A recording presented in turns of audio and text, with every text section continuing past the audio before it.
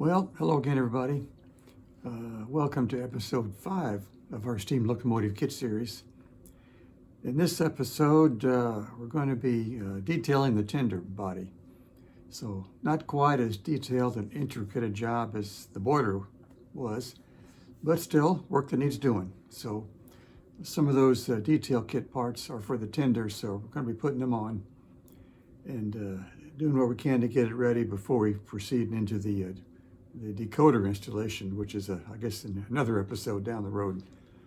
So we'll be getting the details on the tender and getting the tender trucks set up properly with the right wheels, and probably going to put some wipers on the wheels to maximize the electrical hookup and connection there.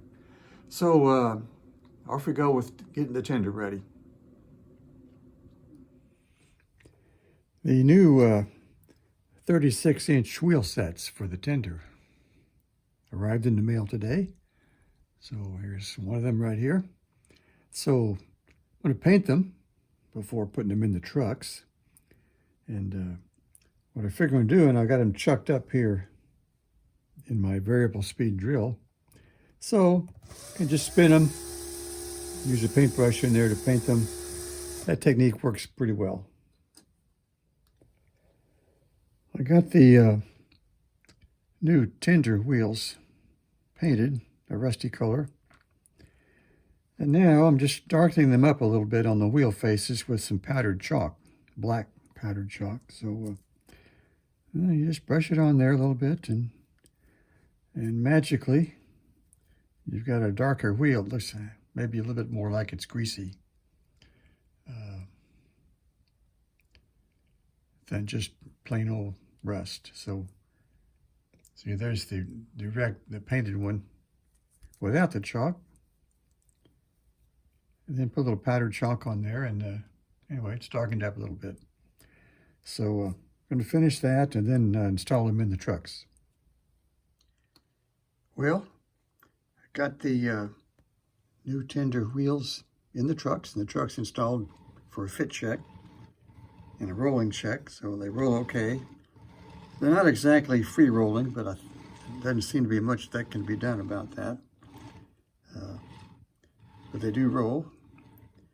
And I got the coupler installed on there. I'm going to do a height check from the coupler.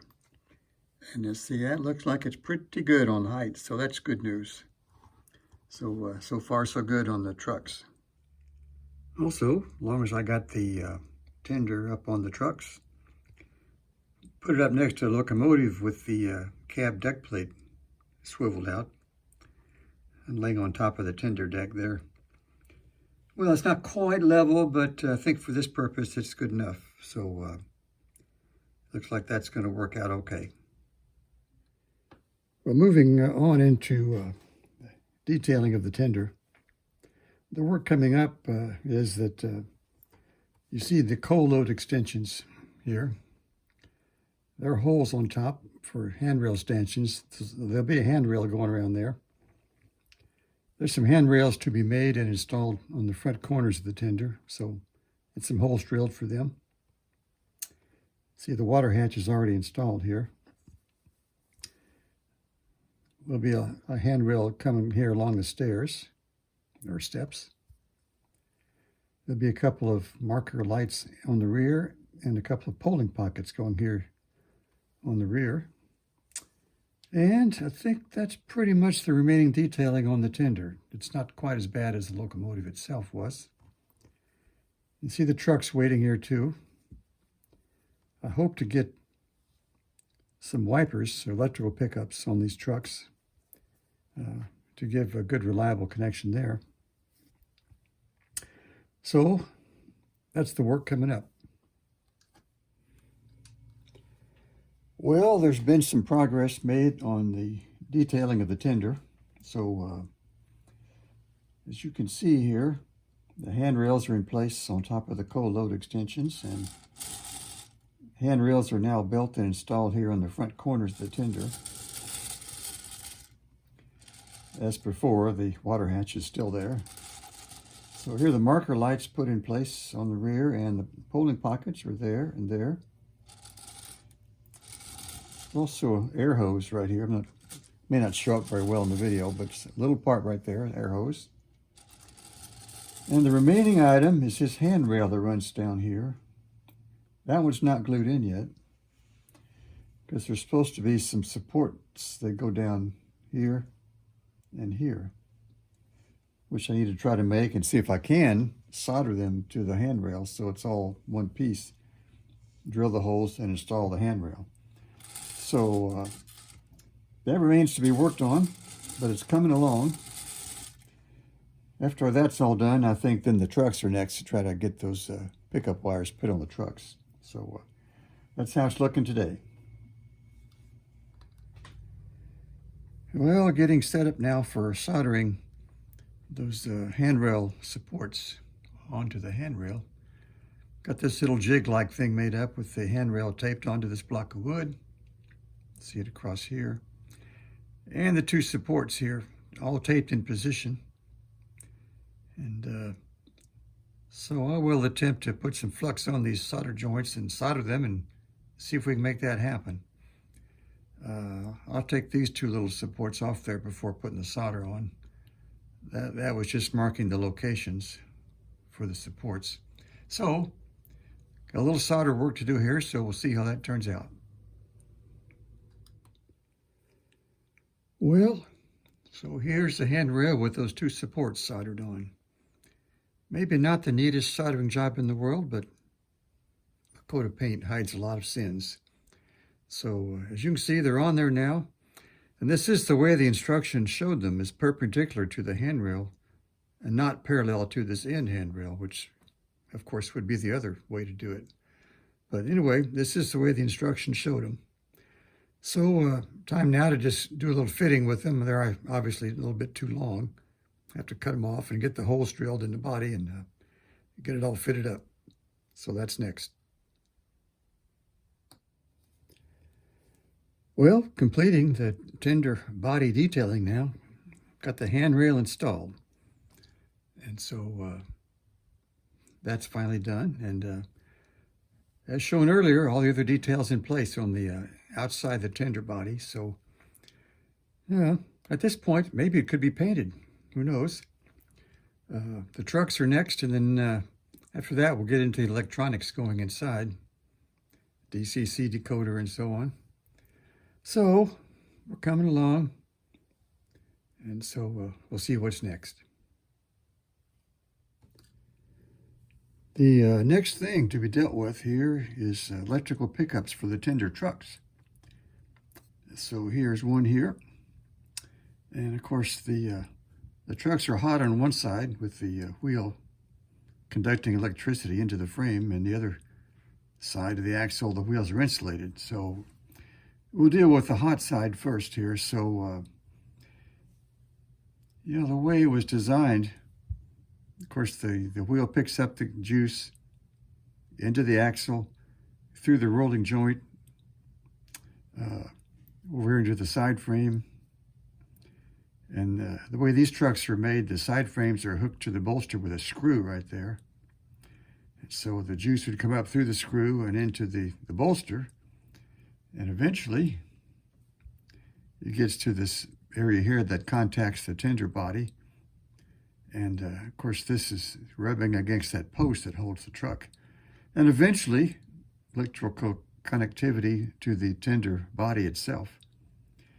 Well, anyway, there's a lot of connections in there, so it seems like a direct pickup from the wheels with a wiper, and then a wire leading directly to the decoder would be a lot better. So that's what we're going to try to do. Here where the bolster attaches to the side frames, I don't know if you can see it in the video very well, but there's a little lip right here. So, you know, screwing something in there has got to take that into account too. So what I've got here, I've got some of these little pickups from Northwest Shortline. So I'm going to see if I can adapt them to this truck. And what I saw right away is I got to drill a different hole. Because to line these wipers up with the wheel treads, the hole, if I use the screw that's there already, needs to be pretty much here in line with the wipers. So we'll start down that road and see if it can be made to work.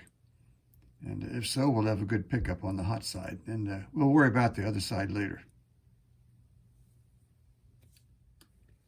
Well, here's how the first pickup wiper came out.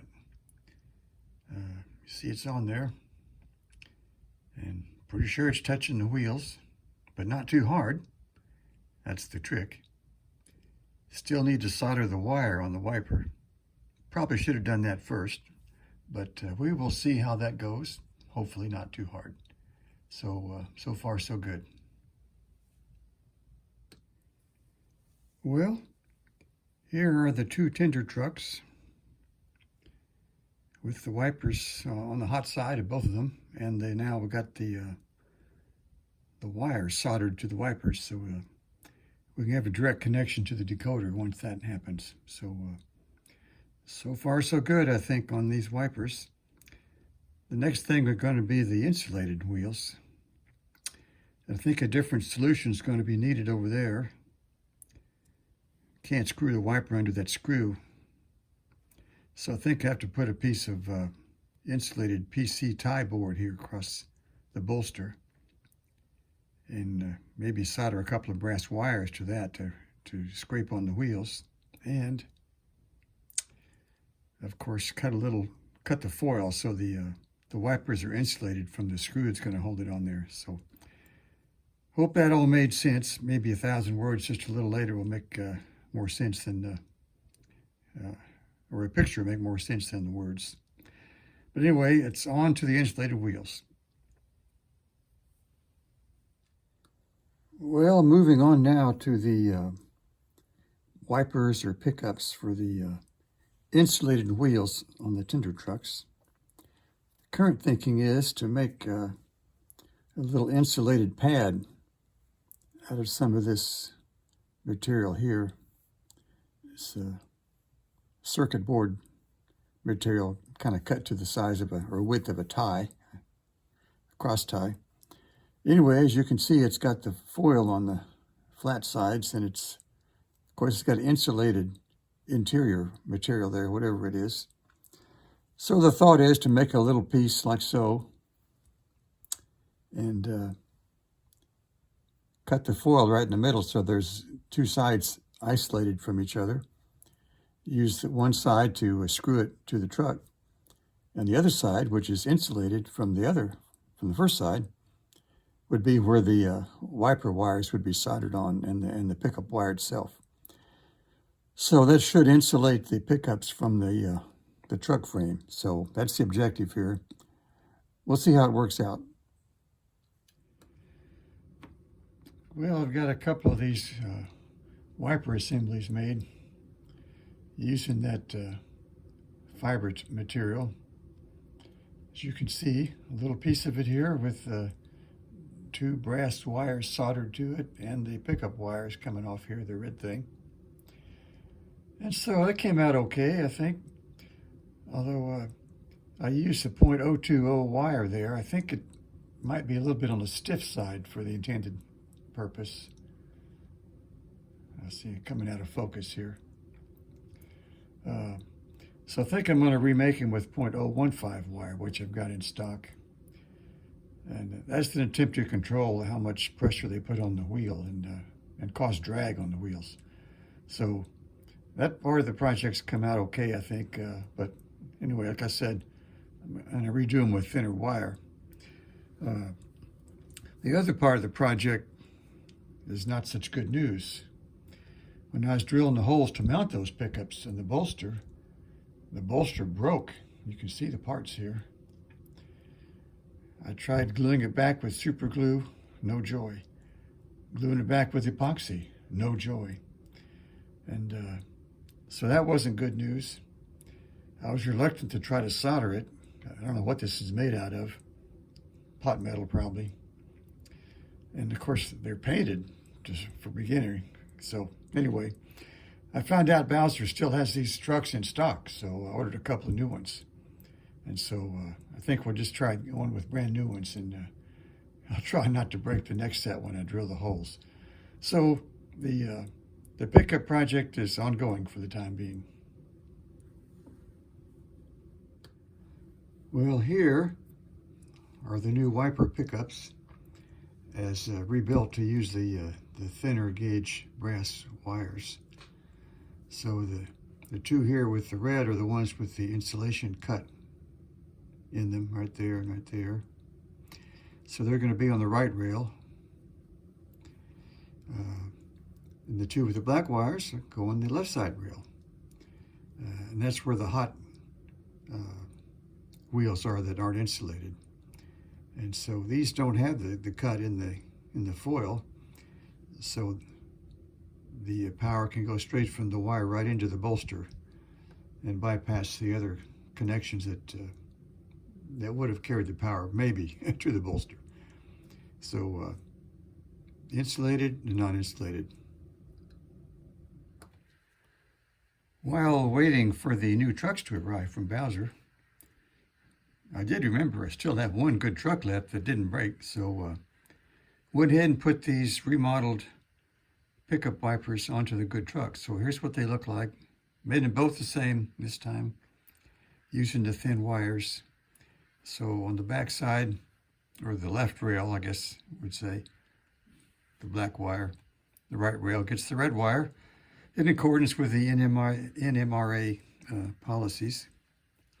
And the insulation gap is here for the right rail, and the tender body would be hot to the left rail, and that's the way they were designed it.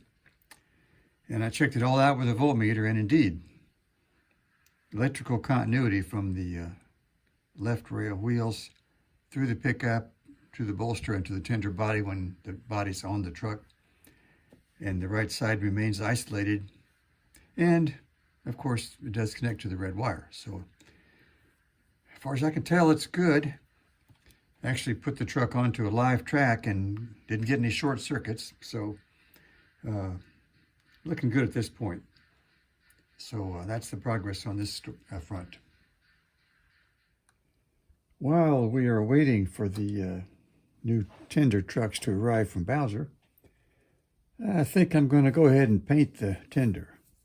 All the details are on it, so why not? So we're getting set up for painting.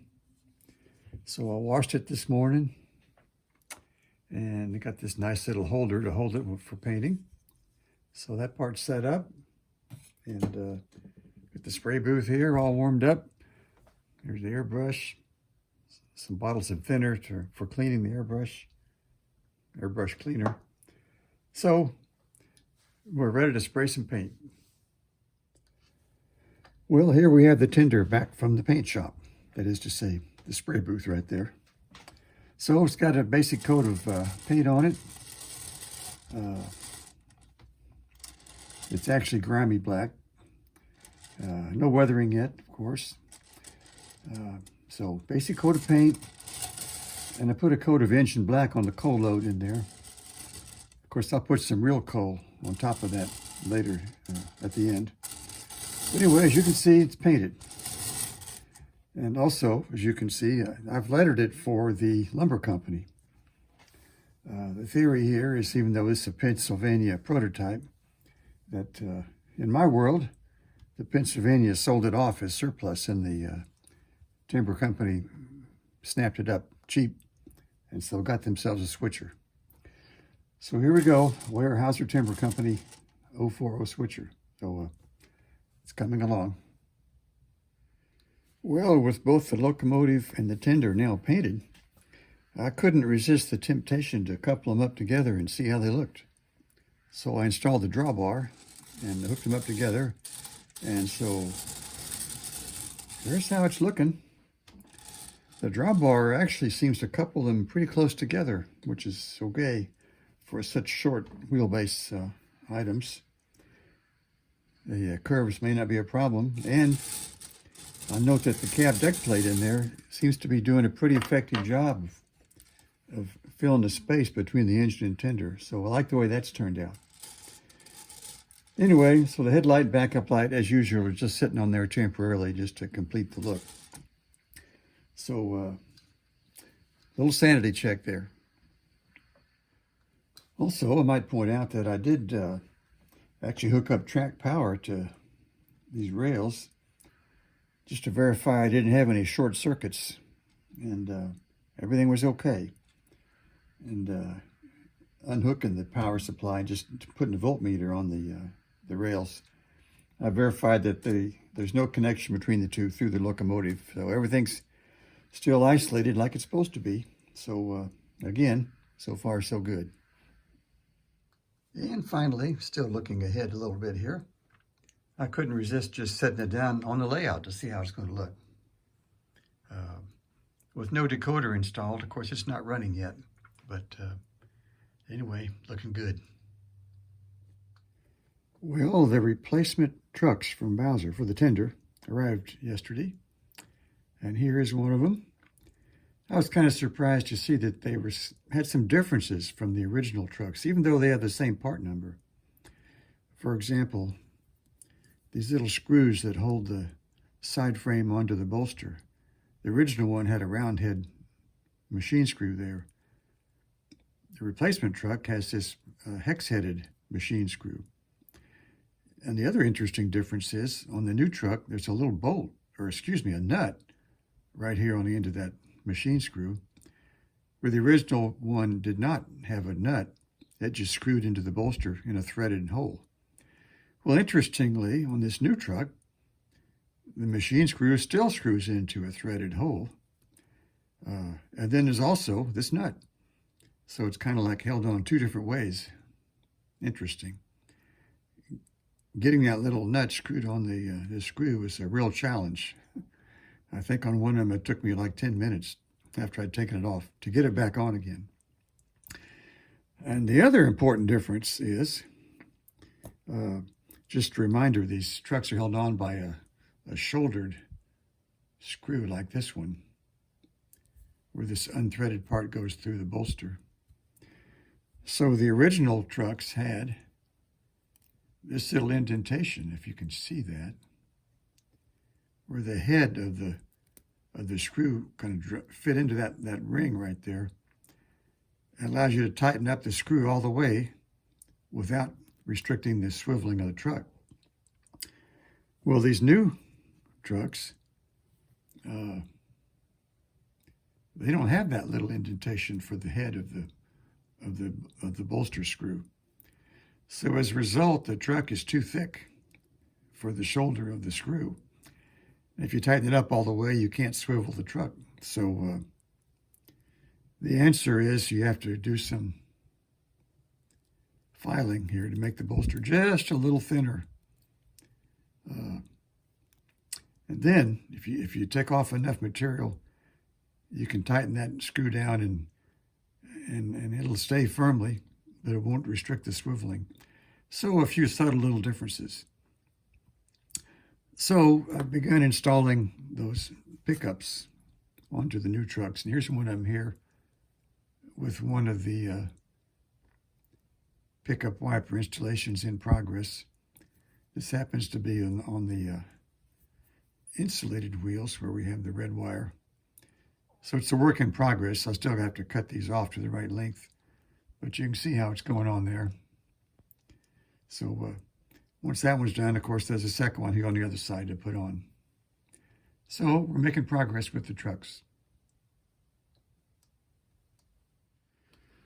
Well, and here's the finished truck. This is one of the new ones. So it's got both pickups on there.